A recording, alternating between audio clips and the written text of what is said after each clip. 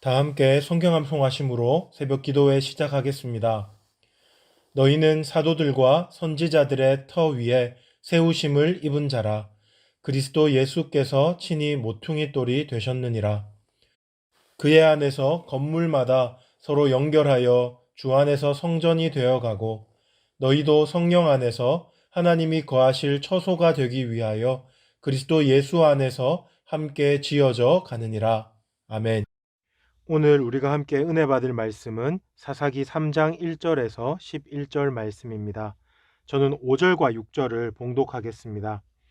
그러므로 이스라엘 자손은 가나안 족속과 헷 족속과 아모리 족속과 브리스 족속과 휘위 족속과 여부스 족속 가운데에 거주하면서 그들의 딸들을 맞아 아내로 삼으며 자기 딸들을 그들의 아들들에게 주고 또 그들의 신들을 섬겼더라. 아멘.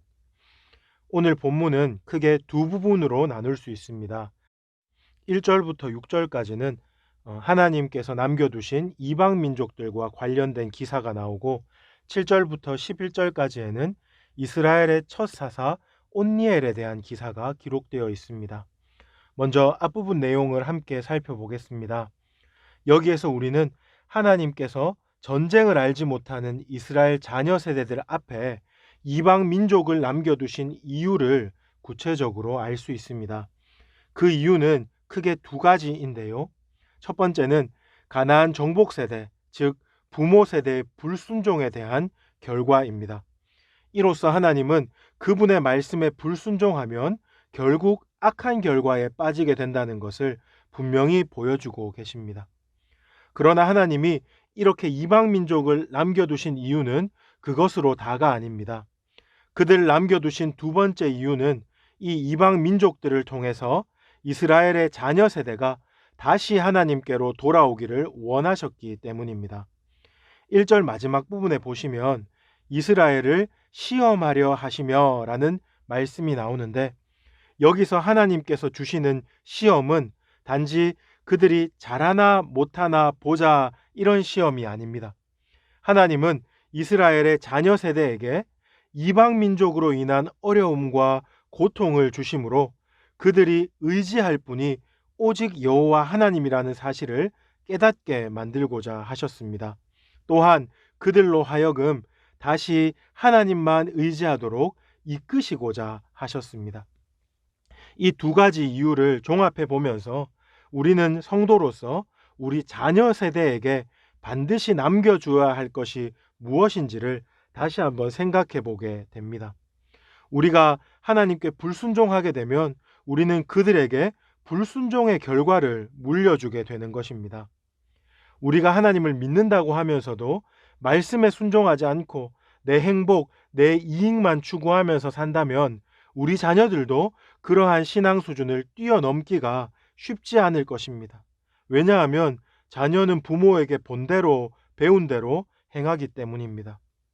또한 우리가 하나님 말씀에 불순종하면 우리는 그들에게 시험도 물려주게 됩니다. 하나님은 사실 우리가 우리 자녀를 사랑하시는 것보다 하나님께서 그들을 더 많이 사랑하십니다. 그렇기 때문에 하나님께서는 결코 그들을 포기하지 않으실 것입니다. 하지만 부모에게 제대로 신앙을 한 번도 배워보지 못했기 때문에 그들을 돌이키려면 강력한 사람 막대기와 인생 책찍이 필요하게 될 것입니다. 하나님은 그렇게 그들에게 시험과 고난을 주셔서라도 하나님께로 돌이키기를 원하실 것입니다. 그러므로 우리는 우리 자녀에게 순종의 본을 보여주어야 합니다. 믿음으로 말씀대로 살 때에 어떤 복을 받는지를 간접적으로 경험시켜 주어야 합니다. 그러면 우리 자녀들이 굳이 고난을 통과하지 않고서라도 하나님을 배우게 될 것입니다. 하나님의 말씀대로 사는 복에 대해서 그들은 기억하고 그렇게 살아가게 될 것입니다.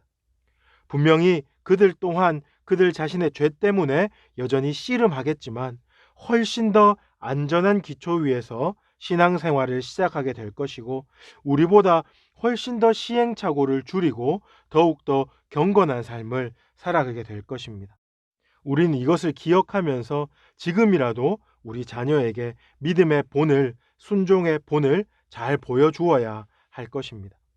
다시 본문으로 돌아가 보면 이처럼 하나님은 이스라엘을 끝까지 포기하지 않으셨고 그들의 자녀 세대가 고난을 통해서라도 다시 하나님께 돌아와 순종하기를 원하셨습니다. 그런데 안타깝게도 그 자녀 세대 역시 하나님의 이 뜻을 이해하지 못하고 고난을 선용하지 못했습니다. 하나님께서 돌아오라고 남겨두신 이방 민족들, 그들과 타협하고 그들과 동화되어 버렸습니다. 5절과 6절을 한번 보십시오. 제가 한번 읽겠습니다. 그러므로 이스라엘 자손은 가나안 족속과 헷 족속과 아모리 족속과 브리스 족속과 히위 족속과 여부스 족속 가운데 거주하면서 6절 그들의 딸들을 맞아 아내로 삼으며 자기 딸들을 그들의 아들들에게 주고 또 그들의 신들을 섬겼더라. 이런 동화되는 모습을 교회론적으로는 세속화라고 부릅니다. 하나님 백성으로서의 거룩을 포기해버리고 세상과 교회 사이에 양다리를 걸치고 있는 부끄러운 모습입니다. 사실 더 적나라하게 말하면 양다리라는 말도 많이 양보한 표현입니다. 그냥 세상에 속하여 세상을 따라가는 모습입니다. 이스라엘 백성들이 이렇게 배역했을 때 이제 무슨 일이 일어나겠습니까? 어제 제가 말씀드렸던 사사기 사이클을 근거해 보면 이제 하나님의 진노가 시작되겠지요. 8절에 보시면 하나님은 진노하십니다. 하나님께서 진노하셔서 그들을 메소보다미아 왕 구산 리사다임의 손에 파셨으므로 이스라엘 자손이 구산 리사다임을 8년 동안 섬겼더니라고 기록되어 있습니다. 하나님은 주변 나라 곧 이스라엘의 대적을 일으키셔서 이스라엘 자손들을 괴롭게 하심으로 그분의 진노를 드러내십니다. 이렇게 8년 동안 극심한 고난 가운데 있던 이스라엘 백성은 이제 8년 후에 비로소 하나님의 이름을 부르게 됩니다. 그때 하나님은 그들의 부르짖음을 들으시고 한 사사를 보내시는데 그가 바로 첫 번째 사사인 온니엘입니다. 온니엘에 대해서는 9절 하반절에 짧게 소개하고 있는데요. 9절 하반절 보시면 갈렙의 아우 그나스의 아들 온니엘이라고 말합니다. 그를 갈렙의 집안 사람이라고 소개하는 것은 짧지만 아주 강력한 임팩트가 있습니다. 갈렙은 너무나도 잘 알려진 믿음의 용장이었기 때문입니다. 하나님은 이렇게 온니엘을 세워서 이스라엘을 다시 구원하십니다. 우리는 여기서 한 가지 중요한 사실을 기억해야 합니다. 그것은 하나님이 비록 사사를 세우시고 그들을 사용하시지만 사실 이스라엘 백성이 대적에게 노임받고 구원을 얻게 된 것은 그 사사들의 능력이 아니라 하나님의 능력이라는 사실입니다. 사사기를 읽으면서 우리는 사사들을 슈퍼맨으로 오해하기 쉽지만 그렇지 않습니다.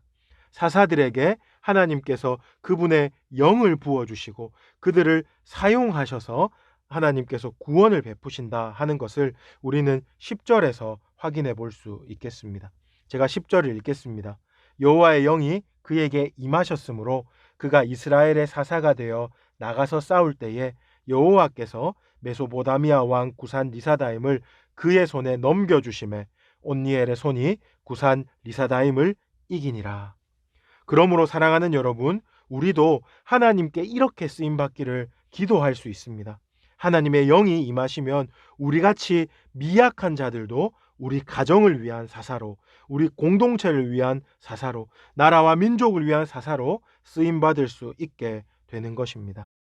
이제 말씀을 마무리하겠습니다. 오늘 본문을 보면 하나님은 이스라엘 백성들이 이방 민족을 통해 하나님께로 다시 돌아오기를 원하셨습니다. 하지만 오히려 그들은 세속화되었습니다. 처음엔 적당한 양다리였겠지만 결국은 세상과 동화되어 버렸습니다. 우리는 이것을 기억하고 경각심을 가져야 합니다. 또한 하나님은 그들을 징계하셨으며 그들은 부르짖었고 하나님은 마침내 사사를 보내어 그들을 구원하셨습니다. 이 모든 일은 하나님의 사랑에서 비롯되었다는 것을 우리가 다시 한번 기억할 수 있어야 하겠습니다. 마지막으로 하나님은 하나님의 영으로 사사를 강력하게 하셔서 이스라엘을 구원하셨습니다. 우리가 성령으로 충만할 때 하나님은 우리를 귀하고 복된 일에 사용해 주실 것임을 기억함으로 하나님께 쓰임 받기를 간절히 기도해야 하겠습니다.